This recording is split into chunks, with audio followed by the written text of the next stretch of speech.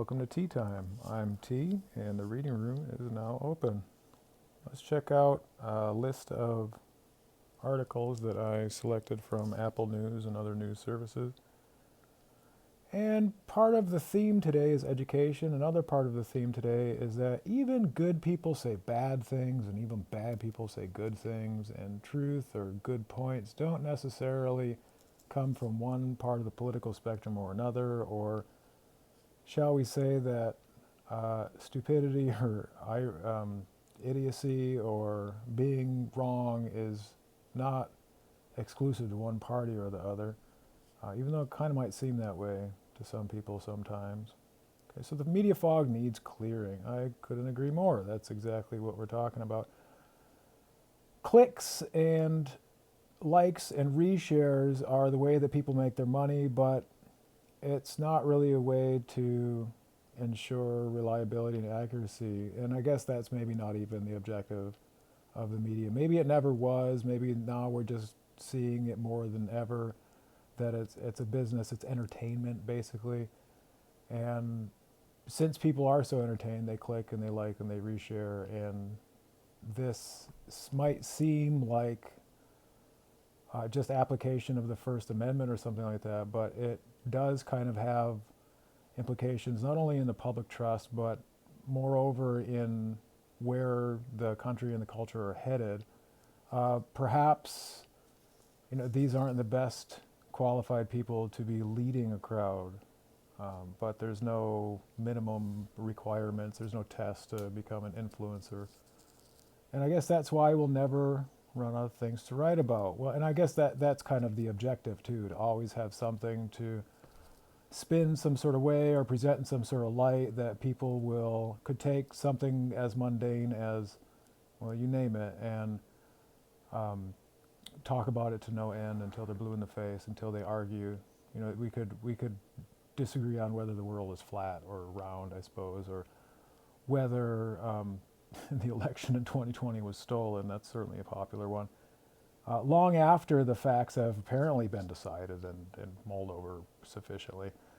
So, and right there it is in the first line. All too often, groupthink and bias create a media narrative. A narrative just means story. About 8 years ago, around the time of the Trump presidency, I suppose it was, around 2015, 2016, when Trump was just getting elected the first time, when alternative facts came out, that term, and post-truth was trending, this idea of narratives took over. A narrative is just a story, but it seems like a fancy word. And in a lot of ways, it's been phrased to imply that it means something, well, real fancy, real erudite, real educated, more than just a story. Or people tell stories, kids tell stories. And the media tells stories. A first-person narrative is telling from the first person. Media usually tells third-person narratives. Watch your favorite sports interview and you'll see somebody using the second-person narrative, where they'll say something like, yeah, you just got to go out there and give it all 110%, man, and you just got to, believe in yourself and believe in your team. They're using you. And this is a popular thing in English, and we kind of make sense of it, even though it doesn't really make sense, because the person who is playing the sport is not the person who's listening. He should be using the first-person narrative. But anyway, narrative just means a story. And then institutional pride locks it in place. This is part of the irony or hypocrisy of our current age, that people will double down in the face of evidence to the contrary. If they're just so locked into their identity, I suppose it is, and their projection of ego, and I suppose it's some kind of a narcissism, or what we could label these things to no end. But what it ends up meaning is that people are just resistant to core empirical type of facts, and maybe they're ignorant of the idea that there is such a thing as objective truth. But then, are they not living in the world? Are they not using devices which were only possible because of empirical sciences? I mean, are they not understanding that their bodies and their minds are still physical? They're subject to the laws of physics. They're still natural processes. I mean, I'm just I'm failing to understand exactly what's going on here with people believing that human thinking and behavior is completely separate from the hard sciences, and that in no way could any science ever track or understand or predict human behavior, which is really quite the opposite. And as time goes by, we're seeing more and more of these big data scientists. Occasionally, somebody gets it right, and they're linking. We got Neuralink on the way. How are people? If Klaus Schwab wants to sit in a room with brain implants and have a conversation without moving their mouths, how does the machine do it if the people didn't make the machine do it? And if the people didn't have a clear understanding of how that natural phenomena is transpiring, to first have a thought, what is the thought in terms of electrical signals and magnetic signals, and how do they then make a machine that will sense, decode that neuroelectrochemical magnetic signal that creates a thought inside the individual's brain, and then transmit that same thought in some sort of encoded signal across the room to another person's little device that then receives it, decodes it, and then encodes it again into a person's, into the brain's more natural frequencies, such that the receiving person would be able to interpret any sort of conscious or otherwise sensical thought. It just doesn't make sense that people make machines that will do things which other people think are impossible that a human could do. It's just weird. I'm at a loss for a lot of this, and maybe that's the 500 years future, but I'm not sure that we have all that long. Fact checkers, like, okay, so I guess National Review must be a conservative outlet because they're complaining about Joe Biden, and no self-respecting liberal outlet would complain about Joe Biden. So obviously people make mistakes. Coincidentally, like the Fox News watchers don't get to look at Trump's lesser points, and coincidentally MSNBC watchers only see Trump's gaffes and don't ever get to see Biden's gaffes or something like that. But anyway, National Review, these are good headlines, and some of these are good points. Now, whether the journalists actually put in the work in the body of the paragraph, is a different thing. But the main ideas are there. Maybe the details need a little hashing out, a little more balance. I mean, back before it became obviously ironic and sort of satirical that Fox News was calling themselves fair and balanced, which I don't think they do anymore. That idea of being fair and balanced that's a good marketing pitch for a news organization, because it's important that they would be fair and balanced. Back in the 70s, there was that equal time law that didn't get passed, where there was actually there was a sliver of hope back when, before everything got deregulated and monetized. But I don't think that we have to give equal time to both sides, when one side, more often than not, is a little bit more right than the other. But sometimes it is just a matter of opinion. And so having both sides of an argument on the same network and on the same program could actually help people to discern fact from fiction, or separate the wheat and the chaff and all that. All right, so we're supposed to, National Review, I mean, pardon me for looking at the conservative news. I understand that people would just summarily dismiss that as Xist or whatever it is. But I'm not yet convinced that one side or the other just has a monopoly on truth and facts and reality and stuff. I think it's a little bit more dispersed than that. Don't tolerate the rewriting of COVID history. And this is where the left has failed. They didn't get it right. I think it's almost entirely obvious that the COVID response was politicized to the extent that it was to get Trump out. That's not to say there weren't people dying. There were absolutely people dying, and the hospitals were overwhelmed. But that is a institutional problem in healthcare, that hospitals are for-profit, and even the ones that are not for-profit are for-profit, and they're at carrying capacity. They don't have any extra beds. And then we have a systemic health crisis in the United States, at least, and in the Western world, in the wealthy world, is called obesity. and heart disease and hypertension and diabetes. These were all the comorbidities where nearly 100%, it was like 90-some% of the people who died and had seriously adverse responses fell into these groups of obesity, hypertension, heart disease, diabetes. And these aren't moral issues, it's just a fact that people are living longer and they're living with more serious conditions. And medicine, pharmaceuticals in particular, allow people to live long lives consuming medicines that are keeping them alive. And they would die if people were as self-sufficient and natural as they might claim, then they wouldn't be alive for so long.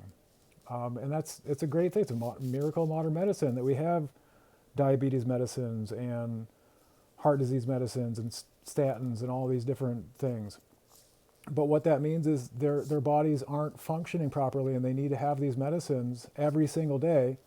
And that doesn't undo the threat, the latent threat that's always there to their health. And COVID just kind of exploited, it just so happened that specific disease harmed people in those groups more. If they were over 80, over 90 years old, they had a seriously hard time with it, whereas kids didn't. And there was, from the beginning, it was obvious that Donald Trump called it a hoax, and he uses words uncarefully. What he probably should have specified is that maybe, I'm only guessing, but maybe he thought that the idea that it was a plague was a hoax, which is kind of true. In the end, it didn't affect all the population similarly. It affected different groups differently, and especially affected people who had these other underlying conditions. So it was a disease firstly attacking people who had serious health conditions in the beginning. It didn't affect children. It didn't affect normal, healthy adults. Not very much anyway. That's not to say there weren't cases. There were cases, obviously, but by and large, like 90%, that's what we go on with science. If a drug is safe and effective or not, they go with the vast majority. If a treatment is good or bad or ineffective or unreliable, we go with the vast majority. We don't isolate these single cases and then hyper focus on them and decide the entire data set is somehow irrelevant or excluded, that the validity of the entire test or whatever is undermined because there were a couple exceptions to the general rule. We do the same thing in law, we do the same thing in our personal lives, that we make general rules. And there are a lot of people in the world and everybody's different, and there are going to be some cases here and there. Mostly the vaccines were not vaccines. But it's not like everybody got some sort of adverse reaction. I think that probably a lot of people did, but I got 3 vaccines in order to stay employed and a resident of a foreign country and to have a reasonably normal lifestyle. I had to do a lot of different things that I didn't like. And it was obvious from the beginning that it wasn't really a very scientific or careful approach. It was really ham-handed. People were scared, I get that. But this idea that in retrospect that it was all just a bunch of well-intentioned people who were doing their best with insufficient evidence, which is what the article here is getting at, that's not entirely accurate. There were voices of dissent right away, just like there were in other things around that time. The summer of 2020 was just a ridiculous time. There's a confluence of events that, when taken at their entirety, if we looked at all of the different opposing groups and what they were fighting about and the many different fights between them, it was just obvious to some people anyway, that something ain't quite right, to put it simply. And people have written to no end, and they've got deplatformed, and they got demonetized. And they risked fame, and they risked fortune, and they risked their face and their job and their family connections for the truth of the matter, which was that, masking, obviously we all wore masks in Saudi Arabia and people got sick while wearing masks. We all got vaccinated 2, 3, 4 times and people got sick after getting vaccinated. That's not a vaccine. It's provided some mild prophylactic effect, but it wasn't a vaccine per se. A vaccine means that you're not going to get the disease. And if masking were effective, then people wouldn't have got sick while wearing masks. So just a lot going on, and trying to rephrase it as well-intentioned bumblers basically doesn't. It at very least is unhelpful. It doesn't change the fact that there were opportunities to change course. There was an opportunity to be more transparent as more or less clear evidence arose, but people were locked into their, they had locked into a sort of groupthink, and then they doubled down and doubled down again, and making it illegal for people to work. I can't imagine. Thank God we had a job over there in Saudi Arabia when we were there. I can't imagine being a waiter or, somebody who couldn't go to work, a bartender. I'm not a big fan of going to restaurants, and I don't really like bars, but people make their livelihoods doing those jobs, or a musician, to be a working musician, and then just have to sit home. How many houses got foreclosed on them? How many people had no money? What they sent out $1,400 or $22,000 or something like that for a whole year when people couldn't work. How much credit card debt just piled on, and then people couldn't pay their rent. The landlords couldn't kick them out, and so they lost their rental properties after COVID ended to predatory conglomerates who went across the country and probably around the world and bought up properties that had gone under because they couldn't pay their mortgages. They couldn't pay anything after the people weren't paying rent. They couldn't. The landlords then couldn't pay off their mortgages. So there's just structural changes to the economy occurred during that time. And again, it was all pretty clear that it had a lot to do with Donald Trump. Unfortunately, the entire world responded in a knee-jerk reaction that was not good, obviously. And I think if the managerial, I've said it time and again, if it had happened in 2000, if it had happened in 1995, if the managerial class had to lose a day's pay, they would have been going to work. The only reason everything shut down is because the people who make the most money and the people who have the most influence over policy were able to just phone it in, stay at home and work remotely. And they still do that. They're phoning it in.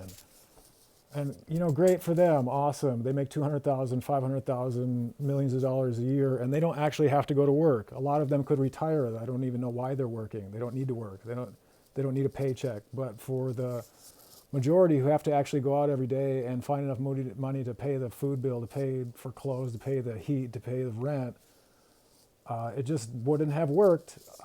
People would have gone to work if they had the choice. At least if they had the choice. Maybe the better solution would have been to provide those safeguards for at-risk groups, or where there were just other options. Certainly, when it comes to schools, I was a strong opponent of closing these schools. It was boring as a teacher. Now I understand that in the United States, I come back at 2022 and I'm seeing like 75% of my coworkers are obese or seriously overweight. And I guess for them, they were terribly afraid, because again, it's selfishness. Whereas it didn't hurt the kids. But if I were an obese diabetic in middle age who hadn't seen the right side of a track or a gym or weight room for the better part of my entire adult life, then I get if cake were for dinner for me too, pardon, but people don't get that fat without eating too much. Sorry. Really, I think it's about time to turn the tables on that people have their choices, but to be outspokenly proud about being obese is irresponsible, and it's setting the wrong example for children who are in the United States obese more than any other country. When I was a kid, I was obese too, and it took me a long time to figure out. I was obese until I was in my mid-20s, and it took me a long time to figure out how to train myself not to overeat. And I'm glad I did, because I don't think that I'll have problems through later life. Whereas I'm looking at friends who have diabetes and who have very serious conditions, and it's a very different way of life. The brain is in the body, and so the brain is affected. The number one cause or number one predictor of dementia is insulin resistance now, or Alzheimer's, which is just dementia times 10. And so the idea that obesity is not without its personality traits is something else, Whereas in the 90s, you don't have to poke. I didn't like getting made fun of when I was fat. But what was I going to say? Like, I'm not going to like go bonkers and be all demonstrative and expletive about everything. That would be too much energy, But there was a long-standing joke about people taking out their fat aggression. I don't know if it was Tommy Boy or whatever, but it's just time for Americans, and moreover, the loud talking, proud, braggadocious, shouting, fighting, fussing English speakers to take a long, hard look in the mirror and figure out what kind of example are they setting. Are they really trying to live a long, healthy life? Because I don't want to hear life advice from somebody who's 500 pounds, 400 pounds, 300 pounds, because they're not going to live very long. I'm not all that interested in having major, big decisions about health made by a bunch of people in Congress who are largely overweight and obese. In the schools, largely overweight and obese. Administrators, teachers, lunch ladies, all police officers. All these people have major health issues, just like right there in front of them all day, and that's their right. And I'm not going to go confront them about it, but when it comes to making responsible, mature adult decisions about other people's lives, then these are factors that are important. I remember watching, when I was in China, maybe in 2013, or was it maybe 2007? It was a while ago. It might have been under Hu Jintao. It might have been just after Xi Jinping took over. There was an initiative to get kids to pass physical fitness tests, because as people get wealthier, they get fatter because they have access to more food, and that's just natural. Like an animal with an unlimited food supply will get fat. I remember going to Jim Peck's Wild Wood in Wisconsin and feeding the bear Coca-Cola. The bear was fat as could be because it just would never turn down a Coca-Cola, So there was an initiative aimed at getting kids healthy, which means not obese. And I think I saw it in the news recently too, that it's a national security risk, I suppose, for all those proud militants, that if the kids are super fat, well, then they're not going to be able to run off and repel an attack or something like that. But more importantly, like if we want national health care, then that's a runaway cost. We can't have nice things. We can't have national health care, not in the United States, because people are just too fat, basically. So here we are. Why school's new normal must emphasize attendance, tutoring, and summer class. Well, attendance for sure. I'm not sure that anybody got the memo that going to school is an important part of going to school.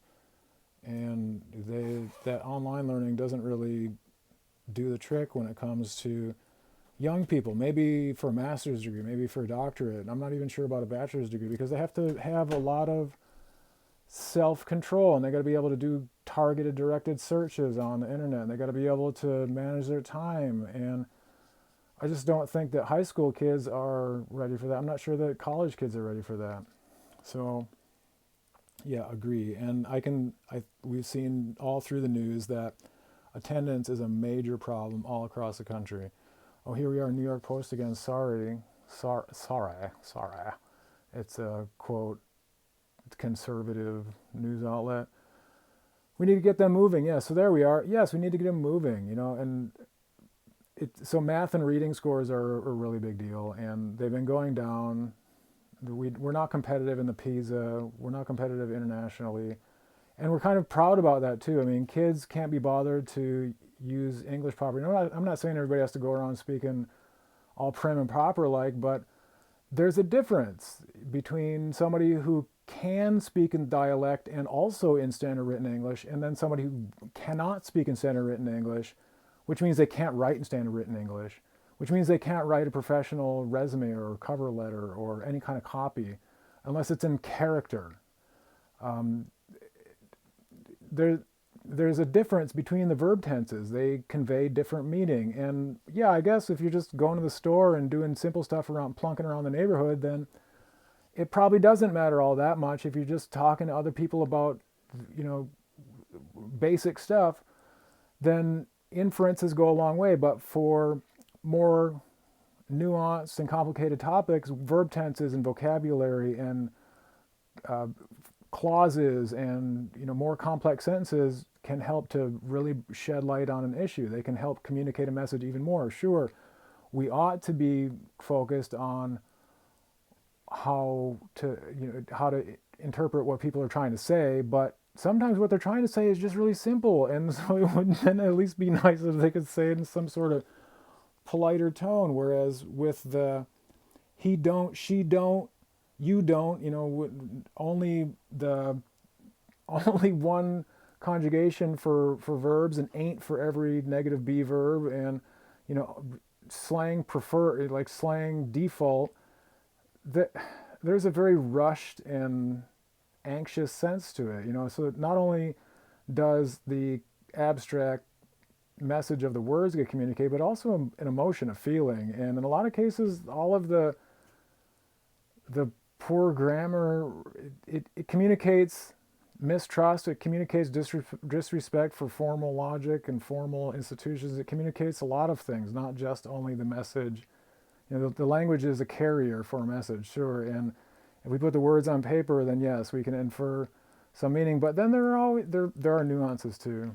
You know, so the idea that nobody needs to learn English all that well is kind of silly.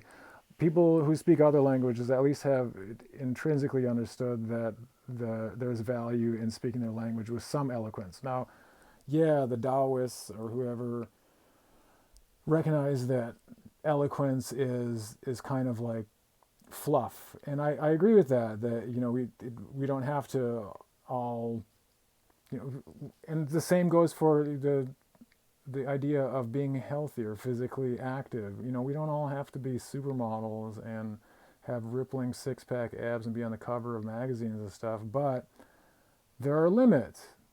There are limits. And I suppose, again, it's a national security risk for those who are all gun happy, and that's a big part. So here's one where the conservative outlet seems to have got it wrong. The class size law. So this is something in New York where they're trying to mandate that classes have no more than 20, I want to say it was 25. That was in the other one, this next one here. Classes have no more than 25. So 25 students is a lot of students in a class. The ideal number is like around 15, 12 to 15.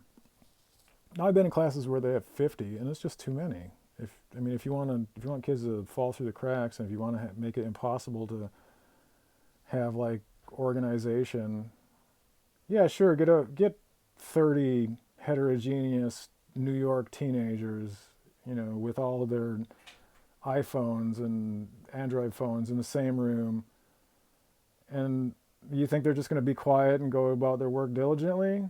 No. And it's not the teacher's fault either. The teacher could say anything and they're just going to do what they want. Half of them are anyway. The odd one that might do what the teacher says, it just gets lost in the mix. And so the idea that, what was I think it was in the previous article, they said it was just like a gimmick. One of these articles called it a gimmick. I think it was the other one. Yeah, and I guess they probably will be turned away. You know, you need more money, and do a quick search on budgeting. The federal government gives a paltry 7%, and all this stuff is available online. We can all pour through data and statistics and reports and stuff. Yeah, and so if you want to have the next school shooter kind of fall through the cracks and get droned out by the other 20 kids shouting and getting up and moving around, switching desks, and, you know, listening to their music and rapping and just doing whatever they want, while, you know, they ought to be tuning into something that's supposed to make them better, I guess then have more than 25 kids in a class, but that's just ridiculous. You should have less than 20. Harris is asking the states to pass red flag laws. Sure, why not? I did an article back in the day called, the title, I did not bury the lead, Making America Safe Again requires more than just gun control, but gun control doesn't hurt. It doesn't hurt. It can't hurt, basically. But I think that ship has sailed, if you ask me. We're on our way to having the next American flag be one with an AK, not an AK, an M16 or an AR-14, just like some countries have an AK on their flag. That ship has really sailed, I think. And so let's do a quick search of what percent of I got that one up. What percent of murders go unsolved? 51% of homicides go unsolved. So that's really bad police work. What percent of shooters use assault rifles? What percent? It's going to be like 4% or something really small. 3% of firearm murders in 2020 involved rifles, which are also known as assault weapon. Yeah, about 60%. And this number is actually down. It used to be about 75% of firearm murders are handguns. And so and then let's look at what percent of mass shooters are. What percent of mass shooters are mentally ill? It's not that many. Mass shooters are mentally ill. It's not that many. See if we can find it just in 8%. Here we are. 8% of mass shooters were diagnosed with severe mental illness. So it's like one of the things that could be done in a pile of possible things. But it seems like people put all their eggs in one basket. And I'm not saying that's the only number available, but CBS quoted a Columbia University study which took out of 1,800 mass murders.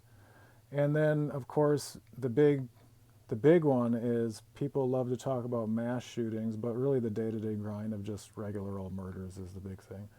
What percent of homicides are mass shooters? Or mass shooting? It's a really small percent. Fewer than 1% of homicide victims in 2010. 8 to 80%. Mass shooting is any incident. I want to say it's like, well, if 3% were from assault rifles, then I think we can infer that assault rifle being the weapon of choice, then mass shootings have led to 597 deaths, which is a lot, but as a portion of 20,000, that is about 4%, 4 or 5%. So again, something, but not like the moonshot that people make it out to be. And finally, let's segue into the most recent piece of research that I made. Bill Maher had a pretty good new rules segment on, what was it, March 22nd or something like that. And it was all about the Democratic Party has to move on from racial identity. And, I doubt, they're pretty heavily invested in it. I kind of doubt that they will, but it's good advice, and I get to that in the education article too that I'll show in a moment. 1 in 5 newlyweds are in interracial marriages. The black president was half white. He mentioned that.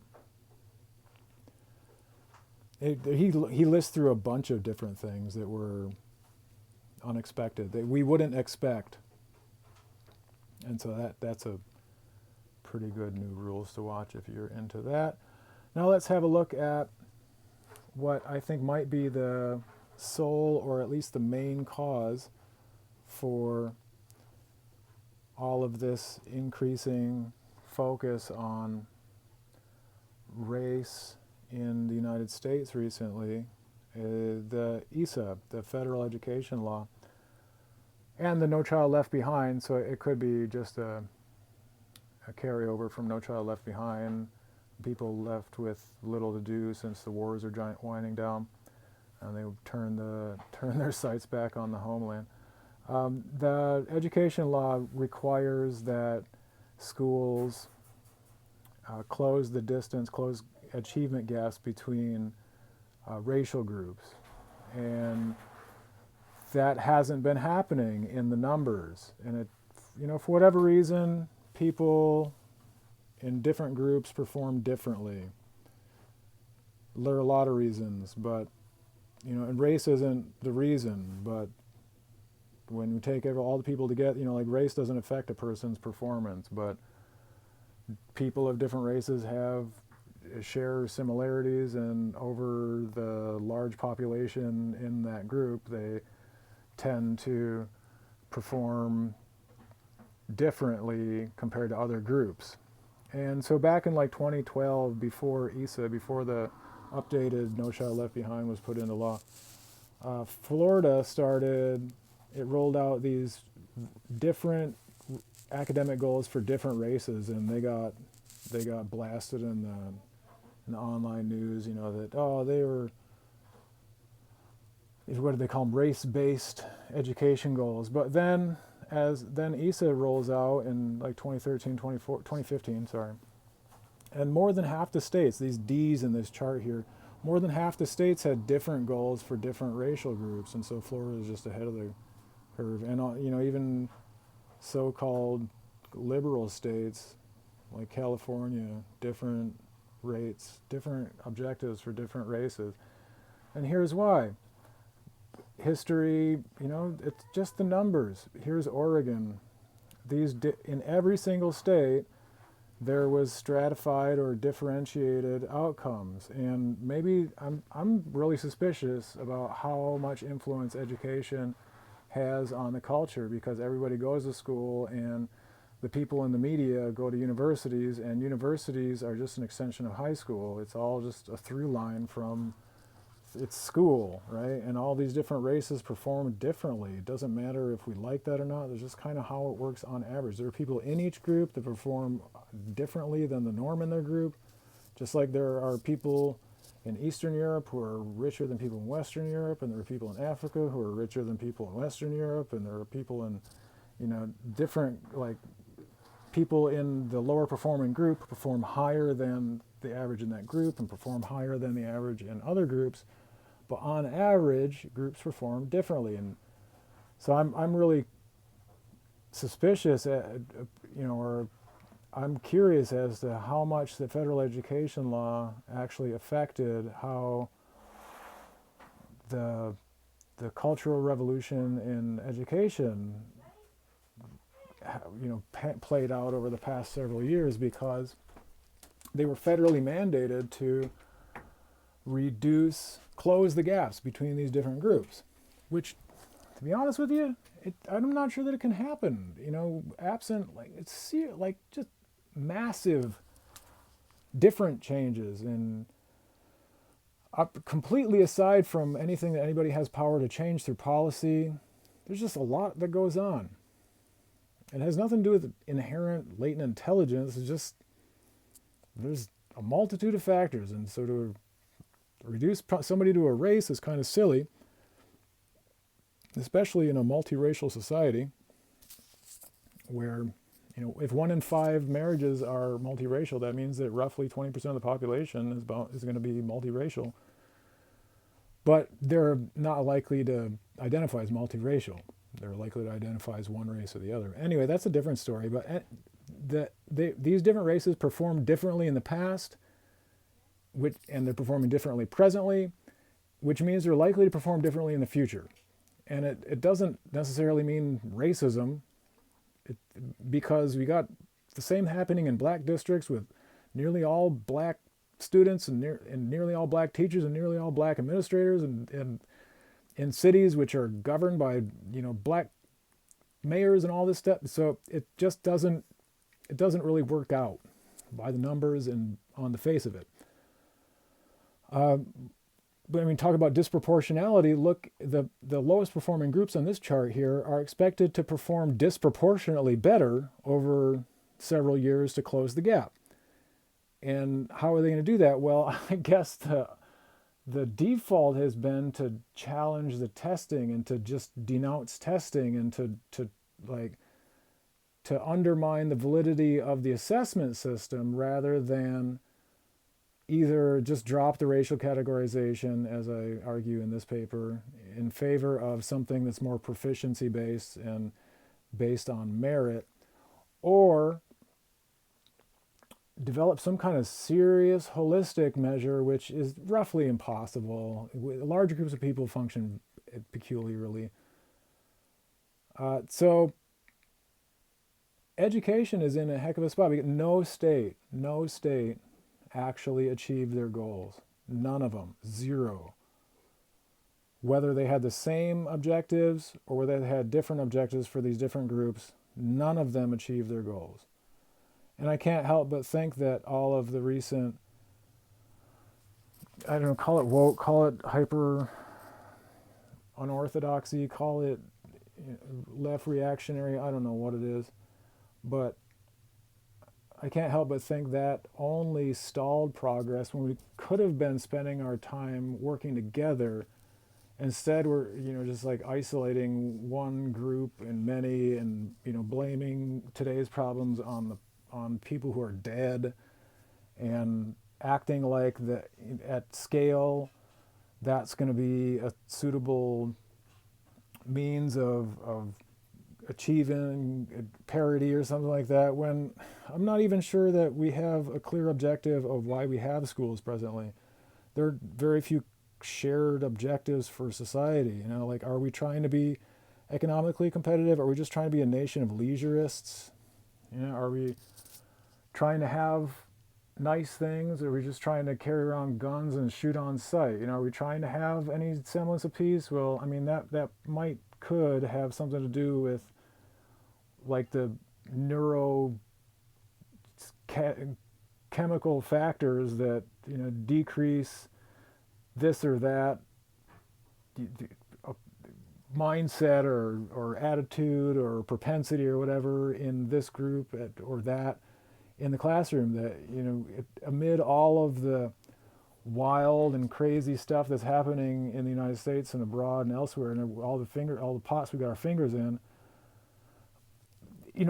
one thing might not be so separate from the next, is what I'm saying. So I got like 275 or so references for this, and these are all from the internet. Not a one of these references couldn't be found by anybody on the internet. And so it's not like I'm working with remarkably different data or whatever. I don't have access to other information. Asymmetry is not the difference here. It's just that some people are putting pieces together and other people are not, and some people are putting pieces together and getting something that doesn't work. And I think that's what we're seeing right now, is that things just aren't working. And I would really like to see them work. So whether conservative or liberal or other, the media fog needs clearing, but the individuals who are consuming the media also need to clear their foggy minds, and that starts with exposure to many different ideas, and then trying to make sense of many different things, trying to see linkages between different sides of an argument, and between numbers and words, and between different states, and between different groups of people, and between different individuals. As there's now more than ever clear evidence that we're working together in some sort of system. Whether we like to believe that or not is a different story. People love their dichotomies, they love their illusions of freedom and independence. But do we really have an individualist culture? I mean, I know we have a selfishness culture, but just try to say something that's different from the status quo, whether one side or the other. You might get two sides of an argument, but there's like three sides to every argument at least. My side, your side, and the truth, or something like that. I'm sure that's a figure of speech that's been around a while. In defense of freedoms, people ought to allow others to draw connections and have their own ideas. I mean, I found myself questioning online recently. If you don't mind, I'm just going to have my own ideas. Is it all right if I have my own ideas? I hear a lot of people still saying that, oh, you're not supposed to say this or that, or else, that implies blank, that you are a blankist, or that you are blank phobic, or whatever fancy sounding language and labels they want to put on people. But unless the words are intentionally and materially contributing towards violence or disorder or something like that, I got to say that there's at least the chance that there might be some good that come out of it. But as much as I'd like to believe that people have good intentions in mind, I just don't see it all that clearly. I'm not so certain that people aren't willing participants in the fraud. And I'm not so certain that people aren't telling themselves the lies that they would say they don't tell themselves or others. And so as we go forward, it's going to be really important to clear the frothy head off of this really kind of out of control situation with regard to information and media, whether social media or traditional media, online media, which is really just communication. It's what we tell each other, it's what we tell ourselves, what we believe in. And until further notice, I'm not sure that we believe that the average person believes in all that much that clearly that is good for much anything other than a fight.